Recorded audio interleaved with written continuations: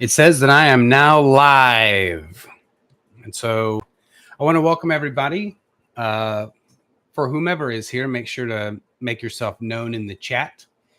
If you have any questions or you guys want to talk about anything, I'm more than happy to do that. You probably don't know who I am, which is I see that actually we have Greg is here, Greg Green, and Nightworms. Sadie Hartman, Mother Horror, as she is known, is also here. So I appreciate you all for being here. If you can, just make sure to give me an okay sign of some type in the chat that y'all can hear me. I would appreciate that very much. One of the things that thank you very much. Greg lets us know that we are live and everything's working just fine.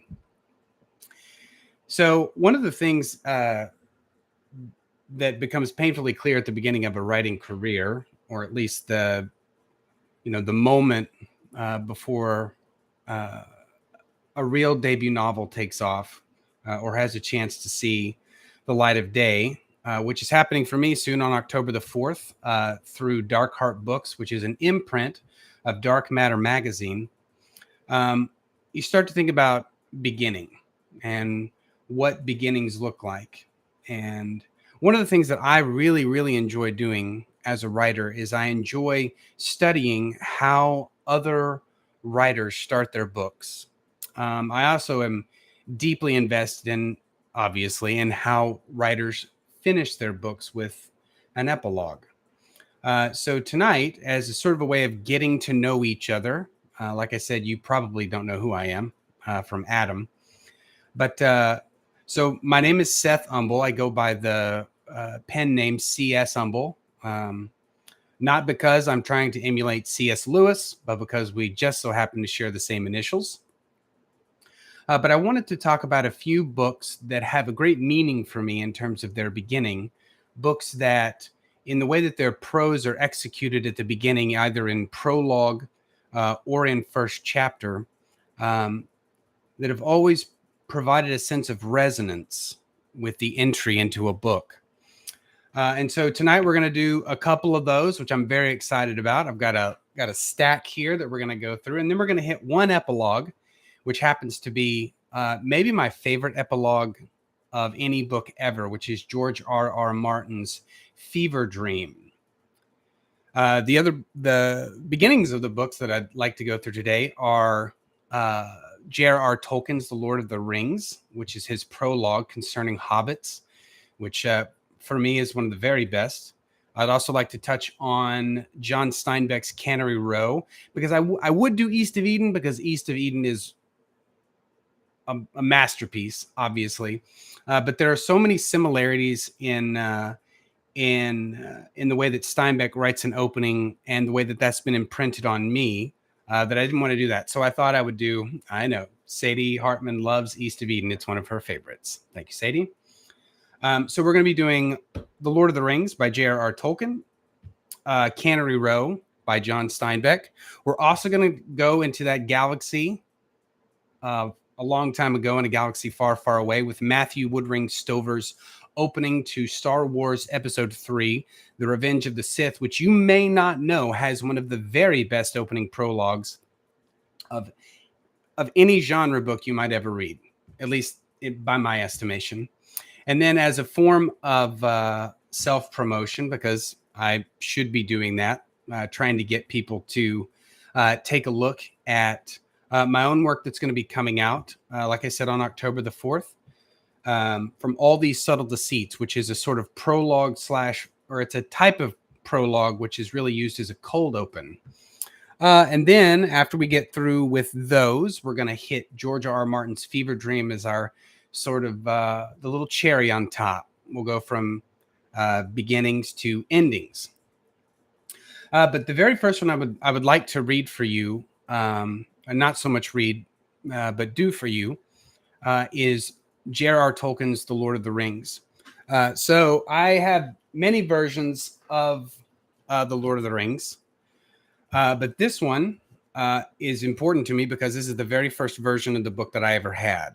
I have a copy of the big red book, the Book of Westmarch, But I did this one just because it has a pure sentimental value for me. So the opening of The Lord of the Rings goes like this. It goes, Prologue 1, concerning hobbits. This book is largely concerned with hobbits, and from its pages a reader may discover much of their character and a little of their history. Further information will also be found in a selection from the Red Book of Westmarch that has already been published under the title of The Hobbit. That story was derived from the earlier chapters in the Red Book, composed by Bilbo himself, the first hobbit to become famous in the world at large, and called by him There and Back Again, since they told of his journey into the East and his return, an adventure which later involved all the hobbits in the great events of that age that are here related. Many, however, wish to know more about this remarkable people from the outset. While some may not possess the earlier book, for such readers, a few notes on the more important points are here collected from Hobbit lore, and the first adventure is briefly recalled. Hobbits are an unobtrusive but very ancient people, more numerous formerly than they are today, for they love peace and quiet and good-tilled earth. A well-ordered and well-farmed countryside was their favorite haunt. They do not and did not understand or like machines more complicated than a forge bellows, a water mill, or a hand loom, though they were skillful with tools. Even in ancient days, they were, as a rule, shy of the big folk, as they call us, but now they avoid us with dismay and are becoming hard to find. They possessed from the first the art of disappearing swiftly and silently when large folk whom they do not wish to meet come blundering by. And this art they have developed until to men may have seemed magical. But hobbits have never, in fact, studied magic of any kind, and their elusiveness is due solely to a professional skill that heredity and practice and a close friendship with the earth have rendered inimitable by bigger and clumsier races. For they are a little people, smaller than dwarves, less stout and stocky, that is, even when they are not actually much shorter. Their height is variable, ranging between 2 and 4 feet of our measure. They seldom now reach 3 feet, but they have dwindled, they say, and in ancient days they were taller, according to the Red Book. Brandubrastuk, Bull Roarer, son of Isengrim II, was 4'5" and able to ride a horse. He was surpassed in all Hobbit records only by 2 famous characters of old, but that curious matter is dealt with in this book. As for the hobbits of the Shire with whom these tales are concerned, in the days of their peace and prosperity, they were a merry folk. They dressed in bright colors, being notably fond of yellow and green, and they seldom wore shoes, since their feet have tough leathery soles and were clad in thick curling hair, much like the hair of their heads, which is commonly brown. Thus, the only craft little practiced among them was shoemaking, but they had long and skillful fingers and could make many other useful and comely things. Their faces were, as a rule, good-natured rather than beautiful, broad, bright-eyed, red-cheeked, and with mouths apt to laughter, and to eating and drinking. And laugh they did, and eat and drink often and heartily, being fond of simple jests at all times, and of 6 meals a day when they could get them. They were hospitable and delighted in parties and in presents in which they gave freely and eagerly accepted. It is plain, indeed, that in spite of later estrangements, hobbits are relatives of ours, far nearer to us than elves, or even the dwarves. Of old they spoke the languages of men after their own fashion, and liked and disliked much of the same things as men did. But what exactly our relationship is can no longer be discovered. The beginning of hobbits lies far back in the elder days that are now lost and forgotten. Only the elves still preserve any record of that vanished time, and their traditions are concerned almost entirely with their own history, in which men appear seldom, and hobbits are not mentioned at all. Yet it is clear that hobbits had in fact lived quietly in Middle-earth for many long years before other folk became even aware of them, and the world being after all full of strange creatures beyond count, these little people seemed of very little importance. But in the days of Bilbo and of Frodo his heir, they suddenly became, by no wish of their own, both important and renowned, and troubled the counsel of the wise and the great. Those days The third age of Middle Earth are now long past, and the shape of all lands has been changed. But the regions in which the hobbits then lived were doubtless the same as those in which they still linger. The northwest of the old world, east of the sea. And so I have been reading Tolkien for a long time. And he was introduced to me not as a child, which is where a lot of people get Tolkien, but from my friend Brad Ellison, who is another writer who you also have not yet heard of, but I'm hopeful that one day you will.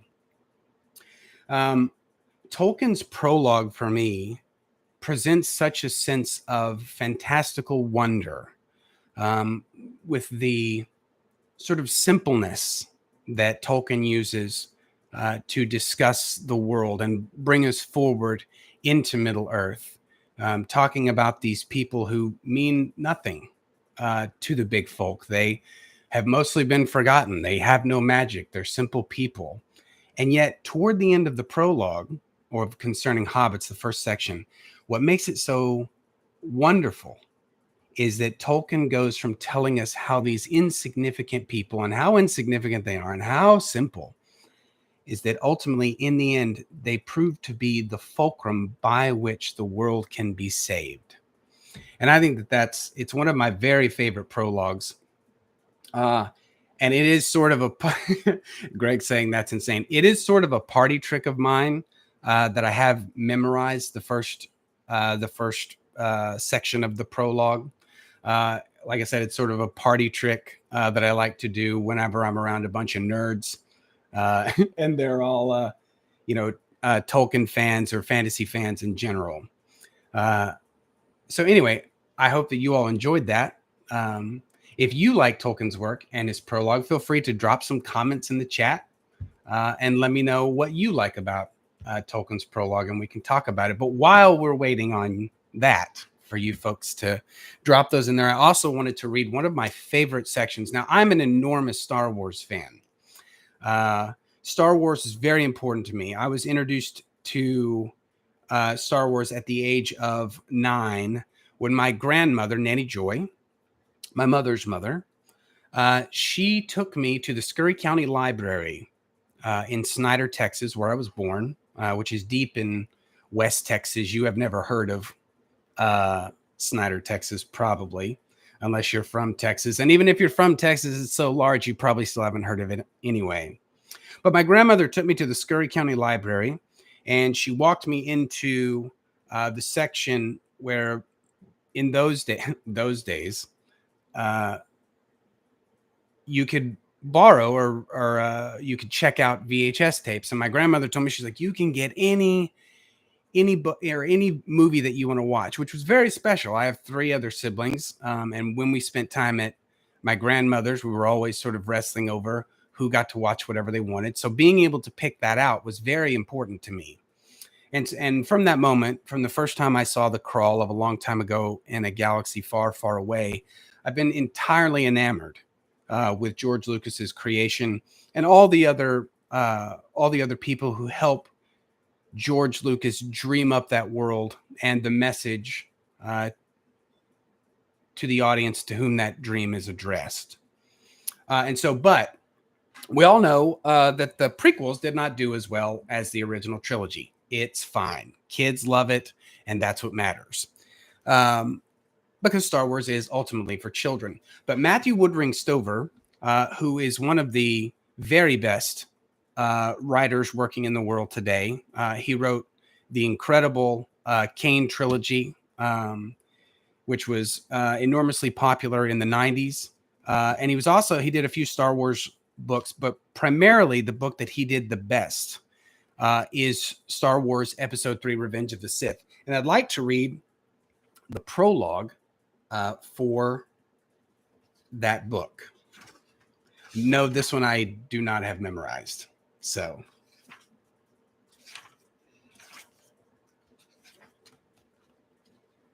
see, Greg is saying Tolkien's Fellowship of the Ring prologue dwells on small details of a small people who play an enormous role in the enormity of the ages of Middle-earth. Absolutely, Greg. Absolutely. Look at my hat. I need to fix this hat. But so like I said, I'm an enormous Tolkien fan, and I think that this comes in that same vein with what Matthew Woodring Stover writes. And he says, a long time ago in a galaxy far, far away, right? This story happened a long time ago in a galaxy far, far away. It is already over. Nothing can be done to change it. It is a story of love and loss, brotherhood and betrayal, courage and sacrifice, and the death of dreams. It is a story of the blurred line between our best and our worst. It is the story of the end of an age. A strange thing about stories. Although this all happened so long ago and so far away that words cannot describe the time or the distance, it is also happening right now, right here. It is happening as you read these words. This is how 25 millennia come to a close. Corruption and treachery have crushed 1,000 years of peace. This is not just the end of a republic. Night is falling on civilization itself. This is the twilight of the Jedi. The end starts now. I've always been incredibly impressed with the turn of phrase that he uses here. And I'm not sure, maybe Alan Dean Foster might have used it in the original novelization of Star Wars that came out, I think, in early 1978. That was maybe it was not Alan Dean Foster. Maybe it's George Lucas. I can't remember. But I think maybe the phrase that I've always really loved is where, you know, the opening crawl is, of course, a long time ago in a galaxy far, far away. Stover uses the phrase, although this all happened so long ago and so far away that words cannot describe the time or the distance, it is all happening right now, right here. And Stover is able to do something with that prologue that's very difficult, but it's at the root of what, when authors are operating at their highest level, their prose always seem to have a lyrical quality to them, which is a really silly way of saying that, but I should say a rhythmic quality. And you can hear it in the syllables. Although this all happened so long ago and so far away that words cannot describe the time or the distance. He ends on that hard C. It's just marvelous work. I encourage anyone who hasn't read Matthew Woodring Stover's work to read it, especially The Revenge of the Sith, where this man effectively takes a pile of sackcloth and he weaves it into gold. Not to say I didn't love Revenge of the Sith. For those of you who do, I love the film, but this is the definitive events that take place.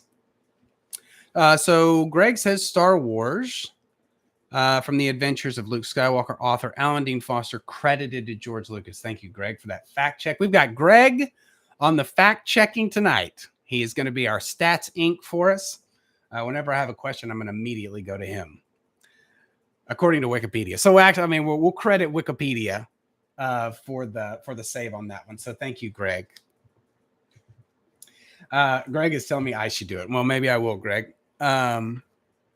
So the other one that I wanted to read is, of course, John Steinbeck, Cannery Row, which I actually don't have. I need to grab.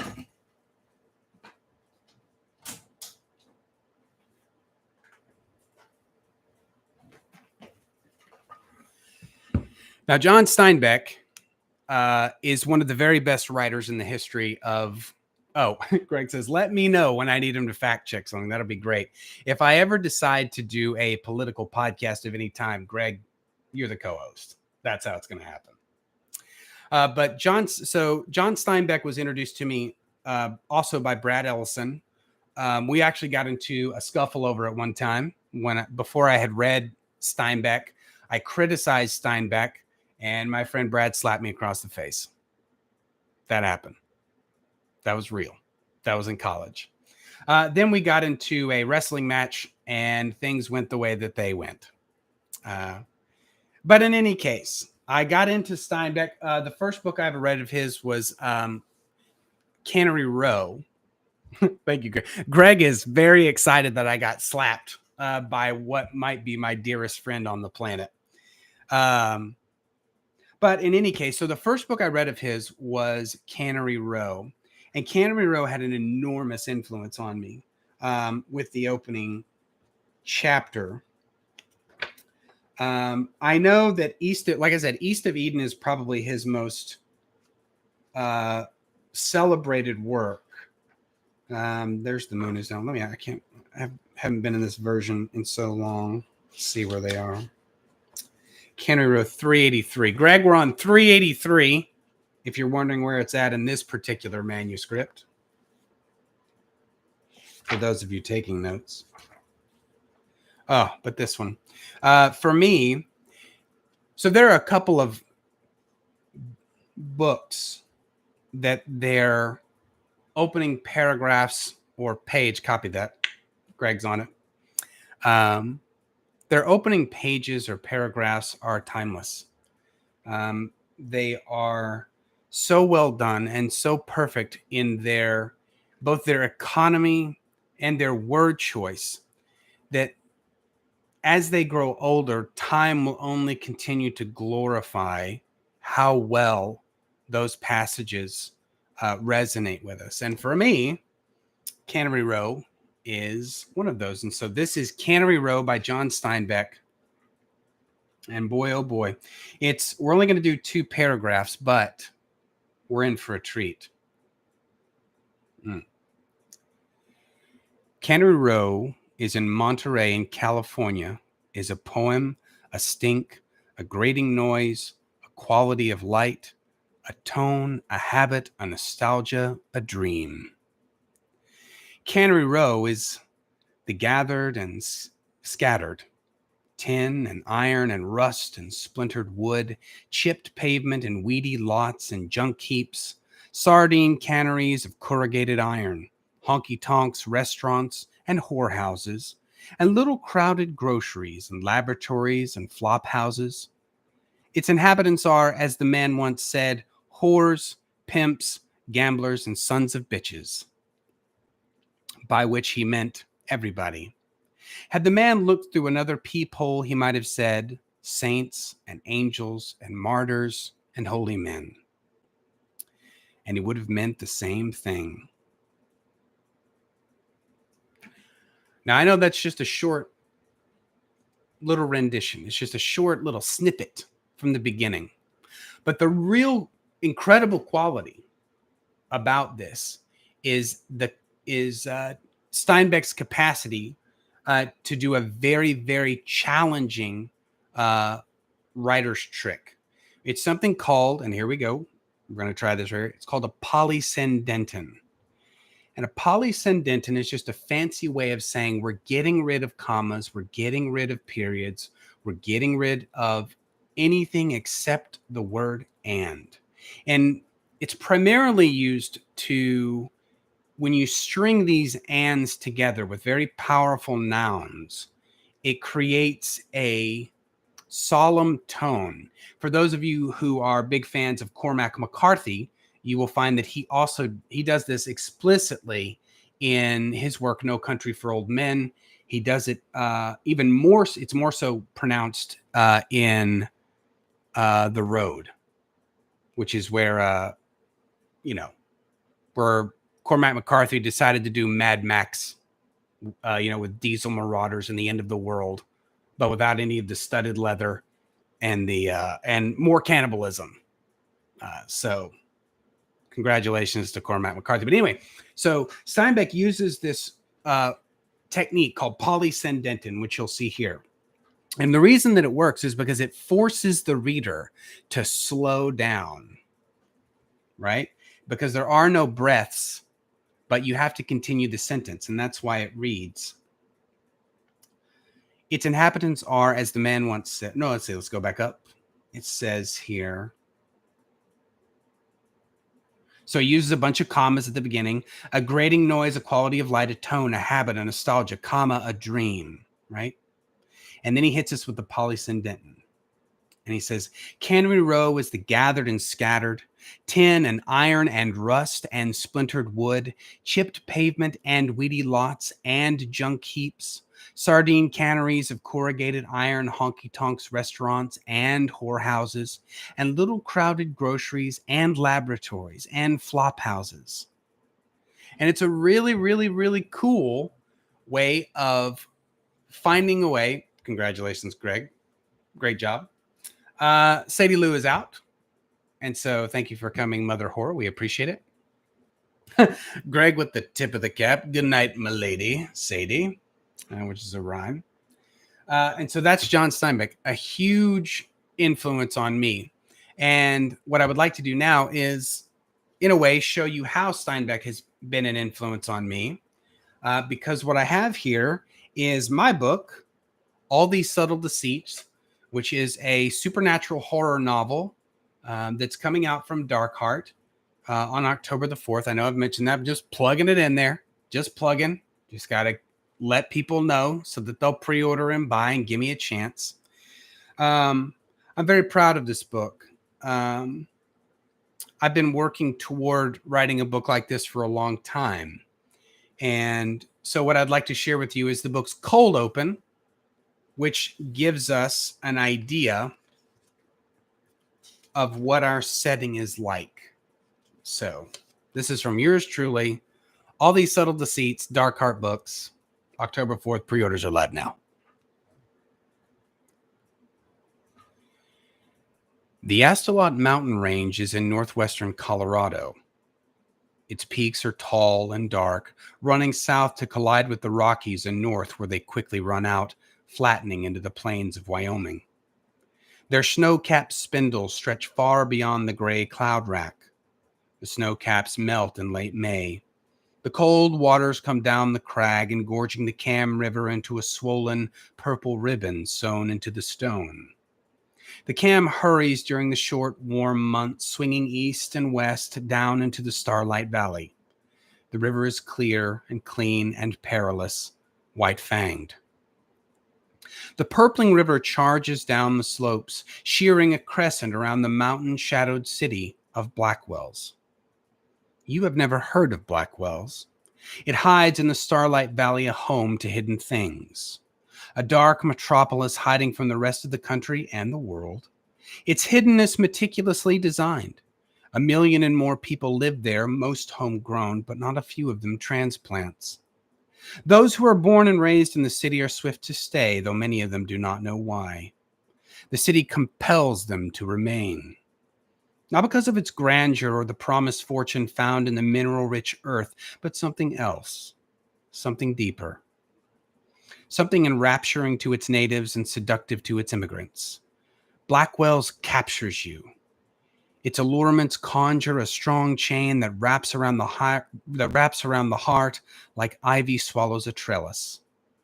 It is a quick and beautiful kind of bondage, a subtle kind of deceit. And then we go into chapter 1, and it gets crazy right at the outset. We hit the gas. But that is the cold open from All These Subtle Deceits, which is the first book in a 5-book series. Thank you so much, Greg. So glad that you loved it. It's the first book in a 5-book series that all revolves around this city called Blackwells. And there are characters that show up in some that'll show up in the first book that may not show up in the second or the third or the fourth book, but they all have a purpose. They all have a life in Blackwells that matters, that plays an important role. And one of the goals that I had for the Blackwells books was to be able to create, I'm working toward trying to create a new genre of fiction, which is not as haughty and self-absorbed as it might sound. But we can talk about that more later, because right now we're talking about prologues, which we're all done with now, with openings of books. And what I want to read for you now is genuinely, for me, one of the very, very best epilogues for any book that I've ever read. It's my favorite vampire novel, even above Dracula, even above Justin Cronin's The Passage or The Historian. I love it I love it for so many different reasons. Not because it's set in the mid 1800s, so the mid 19th century, and effectively the elevator pitch is: what if Dracula hung out with Mark Twain on a Mississippi steamboat, on a riverboat? Martin, of course, puts all of his own flair with it, and the relationships in the novel are very deep, very well done. For me, it's my favorite George R. R. Martin novel entirely, including all of his tough voyaging and A Song of Fire and Ice, all those things. This one's my favorite. Now, if you have not read Fever Dream, I'm warning you now that we're about to read the epilogue. But this book did come out 40 years ago. So if you haven't read it by now, then that's something you should do immediately. I wish you would. But Martin has some really interesting tricks that he does in this very short... Spoilers ahead. Spoiler alert. Martin has some very wonderful tricks that he employs. And I won't talk about them maybe ever. Maybe after I get done reading, maybe not. I don't know. It depends on how I feel. I'm mercurial in that way. But this is from George R. R. Martin's Fever Dream. It is the epilogue. The graveyard is old and overgrown and filled with the sounds of the river. It sits high on its bluff, and below it rolls the Mississippi on and on, as it has rolled for thousands of years. You can sit on the edge of the bluff, feet dangling, and look over the river, drinking in the peace, the beauty. The river has 1,000 faces up here. Sometimes it's golden and alive with ripples from insects skimming the surface and water flowing around some half-submerged branch. At sunset, it turns bronze for a while, and then red, and the red spreads and makes you think of Moses and another river a long way away. On a clear night, the water flows dark and clean as black satin, and beneath its shimmering surface are stars and a fairy moon that shifts and dances and is somehow larger and prettier than the one up in the sky. The river changes with the seasons, too. When the spring floods come, it's brown and muddy and creeps up to the high water marks on the trees and banks. In autumn, leaves of 1,000 colors drift past lazily in its blue embrace. And in the winter, the river freezes hard, and the snow comes drifting down to cover it and transforms it into a wild white road upon which no one may travel, so bright it hurts the eyes. Beneath the ice, the waters still flow, icy and turbulent, never resting. Finally, the river shrugs, and the winter's ice shatters like thunder and breaks apart with terrible, rending cracks. All of the river's moods can be seen from the graveyard. From there, the river looks like it did 1,000 years ago. Even now, the Iowa side is nothing but trees and high, rocky bluffs. The river itself is tranquil, empty, still. 1,000 years ago, you might watch for hours and see nothing but a solitary Indian in a birch bark canoe. Today, you might watch for just as long and see only the one long procession of sealed barges pushed by a single small diesel towboat. In between then and now, there was a time when the river swarmed and lived, when smoke and steam and whistles and fires were everywhere. The steamboats are all gone now, though. The dead in the graveyard wouldn't like it much this way. The river is peaceful. Half of those buried here were rivermen. The graveyard is peaceful, too. Most of the plots were filled a long, long time ago, and now even the grandchildren of those who lie here have died. Visitors are rare, and the few who come visit a single, unimpressive grave. Some of the graves have large monuments. One has a statue on top of it of a tall man dressed like a steamer pilot, holding a portion of a wheel and gazing out into the distance. Several have colorful accounts of life and death on the river inscribed on their tombstones, telling how they died in a boiler explosion or the war or by drowning. But the visitors come to none of these. The grave they seek out is relatively plain. The stone has seen 100 years of weathering, but it has held up well. The words chiseled into it are plainly readable. A name, some dates, and 2 lines of poetry. Captain Abner Marsh, 1805 to 1873. So we'll go no more roving so late into the night. Above the name, carved into the stone with great skill and great care, is a small decoration, raised and finely detailed, showing two great side wheel steamers in a race. Time and weather have wreaked their damage, but you can still see the smoke streaming from their chimneys, and you can almost sense their speed. If you lean close enough and run your fingertips over the stone, you can even discern their names. The trailing boat is the Eclipse, a famous steamer in her day. The one in front is unknown to most river historians. She appears to be named the Fever Dream.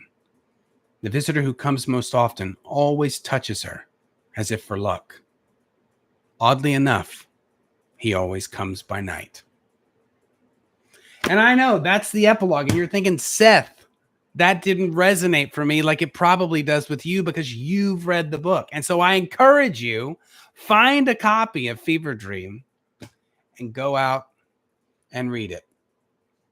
Because it is really, I mean, and I know I'm overstating here, but it really, yeah, Greg, you're right. It's absolutely terrific. Martin does a lot of techniques in there that are really wonderful. He uses a little bit of polysyndenton. He uses a wonderful, what do you call coupling? He does coupling in there where he'll say something like, he'll give two descriptors, fast and strong, comma, smooth and rich, something like that. Smooth as honey. And it's a descriptor with an and, descriptor, and descriptor. And it's an incredible technique that George R. R. Martin does second best in my book, because the one who did it, for my opinion, the one that does it the best is J.R.R. Tolkien. And if you're questioning why I would say that, then I would encourage you to go read The Ride of the Rohirrim, chapter from The Lord of the Rings, and look for those couplings and look for those, for that lyrical value of the musical quality of Tolkien's work. But that's it for tonight. I just wanted to get our feet wet, wanted to introduce some of my favorite things to you, so that you can get to know me. What I'd like for you to do is, if you would, go to Twitter, where you can find me at CS Humble, and I'd love for you to message me or send me a tweet and tell me what your favorite openings of books are and why you'd like for someone to read them. And maybe we'll come back and we'll read those. I don't know. Maybe this is the start of something. Maybe it's nothing. Who knows? It could become everything. Who can say?